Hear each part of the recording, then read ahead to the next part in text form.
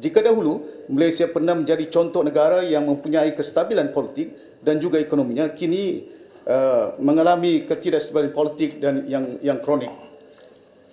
Banyak persoalan. Yang kedua, bagaimana pula jika mana-mana ahli parti yang juga merupakan seorang ahli parlimen dipecat secara dalam suatu parti, adakah mereka ini juga dikira sebagai melompat parti? Seterusnya, jika ini berlaku, adakah ada kekosongan di parlimen tersebut secara automatik yang memerlukan by-elections diadakan? Seperti contoh bagi diri saya sendiri, semasa saya menyuarakan tentang persoalan di kabinet 1MDB waktu itu, bukan niat saya untuk keluar parti ketika itu untuk mempersoalkan tentang pentadbiran negara, lepas itu dipecat dari kerajaan, keluar dipecat daripada parti.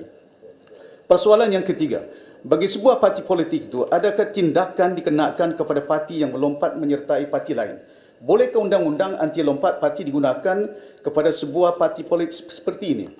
Yang keempat, jika ada penglibatan duit ataupun bayaran tertentu kepada ahli parlimen, adakah dikira melompat? Selain dari duit, mungkin ada jawatan tertentu yang diberi sebagai imbuhan atau balasan kepada ahli parlimen yang meninggalkan parti mereka. Sekiranya perubahan ini tidak dikira melompat dan tiada hukuman diberikan, untung kepada pelaku, lompat sana sini, boleh juga kumpul kekayaan.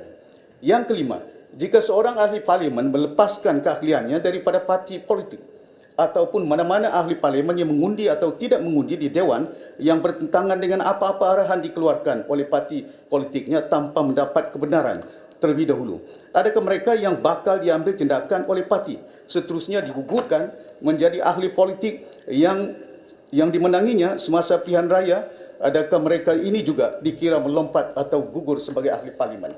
Tetapi di sini terletak isu ahli parlimen dengan bentangan yang berbeda, iaitu parti yang tidak lagi selaras dengan kehendak rakyat yang mengundi parti itu. Ahli-ahli parlimen ini sama ada keluar parti atau dipecat daripada parti. Jika ahli parlimen bebas menyertai mana-mana parti politik, ahli parlimen bebas itu sebaliknya boleh memilih sama ada menyokong kerajaan atau tidak. Kita perlu jelas bahawa tujuan undang-undang anti lompat parti ini adalah untuk membawa kestabilan kepada kerajaan dengan tidak menggalakkan ahli parlimen daripada menukar parti. Undang-undang anti lompat tidak mengiktiraf perpecahan dalam parti perundangan tetapi mengiktiraf penggabungan. Pelbagai cara untuk menegah dan menghukum ahli-ahli yang melompat. Tan Sri yang dibutuhkan, terdapat 8 negara di dunia yang mana perlembagaan di negara-negara ini mengandungi peruntukan anti-defections provision untuk melindungi parti politik. Negara-negara tersebut adalah Belize, Namibia, Sierra Leone, Singapura, Zimbabwe dan banyak lagi. Merujuk kepada Perlembagaan Malaysia perkara 10/1/C memberikan kepada semua warga hak untuk kebebasan berpersatuan. Pada tahun 1992 dalam kes Dewan Negeri Kelantan, iaitu berhubung kait dengan versus Nordin Saleh, Kerajaan PAS di Kelantan telah mengubah Anti-Defections Law. Apabila seorang adun melompat untuk menyertai UMNO, kursinya diiktiraf kosong di bawah undang-undang. Dia pergi ke Mahkamah Persekutuan berpendapat bahawa hak asasi dalam perkara 10 hanya boleh dihadkan oleh Parlimen Persekutuan dan bukan Dewan Undangan Negeri. Keputusan Nordin ini menjadi titik tolak kepada apa yang berlaku pada hari ini. Situasi ini juga kita lihat mengapa Undang-Undang Anti Lompat Sabah 1987 dan di Pulau Pinang selepas PR14 tidak memberi kesan. Oleh itu, Parlimen mesti memperkenalkan pindahan perlembagaan mencapai perkara berikut. Satu, pindahan perkara 10(2)(2). Pindahan 10(2) untuk masukkan perkataan Parlimen, perkataan dan dengan Dewan Undangan Negeri. Ini akan membatalkan keputusan Nordin Saleh mengenai perkara ini dan membenarkan kerajaan negeri untuk membuat undang-undang anti lompat mereka sendiri. Secara tidak langsung, perkara ini juga dilihat jelas menghormati otonomi negeri. Kedua, memindah perkara 10(2)(C). Pindahan sub-clause ini juga dimasukkan selepas perkataan morality. Perkataan termasuk morality politik untuk membatalkan keputusan Nordin Saleh.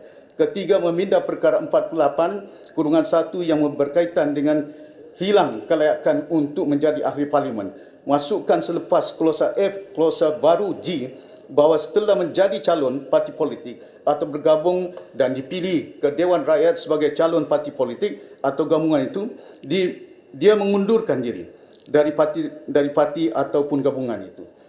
Cadangan untuk memindah perkara 48/1 telah berlaku di Belize, Nigeria, banyak lagi negara. Pemalsuan perkara 48/6. Selain itu, perkara 48/6 harus dimansuhkan untuk menghapuskan status kehilangan kelayakan selama 5 tahun kepada ahli yang meletak jawatan mereka. Ahli-ahli yang berhormat yang melompat parti harus diminta untuk meletak jawatan bagi membolehkan pilihan raya kecil diadakan dengan tujuan mengadakan mandat baru dari rakyat. Ini akan mencapai keseimbangan antara kebebasan untuk bersekutu atau keperluan untuk menghormati keputusan pilihan raya dan menghormati kepercayaan dan mandat rakyat.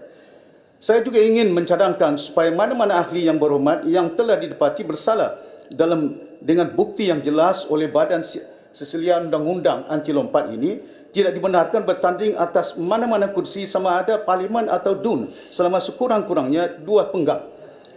Akta pindahan adalah keterlaluan kerana ianya tidak jelas mengapa Akta Pindahan Perlembagaan Kerajaan nombor 3 Akta 22 merujuk kepada keahlian parti politik dan bukannya mengawal selia Akta Lompat Parti. Yang penting kepada kita ialah mengawal ahli parlimen nak melompat, bukan ahli parti itu yang melompat. Ini perkara yang agak pokok yang penting untuk kita lihat. Oleh itu adalah dicanangkan bahawa daripada kita pindahan Akta 10/3 harus memindah perkara 10/2/C, perkara 48/4, 48/6. Kita harus mengambil berat dengan peraturan keanggotaan Dewan Rakyat oleh Undang-Undang Persekutuan dan keanggotaan DUN oleh Undang-Undang Negeri dan bukan untuk mengawal ahli-ahli mereka dalam mana-mana perkara. Datuk Yang Tua, perkara ini amat penting. Suruhanjaya Pilihan Raya boleh bertindak, saya cadangkan, sebagai pihak berkuasa penentu dalam kes-kes di mana ahli parlimen yang melompat parti sebagai alternatif. Parlimen juga boleh menubuhkan tribunal bebas yang diketuai oleh seorang hakim bersarah Mahkamah Tinggi untuk memutuskan kes-kes secara adil ini. Saya juga berharap agar perkara ini bukan hanya di peringkat ini ialah untuk masa tak mengizinkan, untuk membolehkan supaya warisan pun ambil orang undang-undang yang ada pada hari ini minta oleh kerana masa tak mengizinkan. Yang Berhormat Menteri duduk. Dan oleh kerana perkara ini berhubung kait dengan pindahan perlembagaan. Dan selepas ini kita adakan undang-undang persekutuan. Saya berharap Yang Berhormat ia mesti kekal sebagai satu perlembagaan negara ini, bukan federal law. It must be constitutional law dengan izin. Terima kasih banyak, Datuk Yang Bertuah.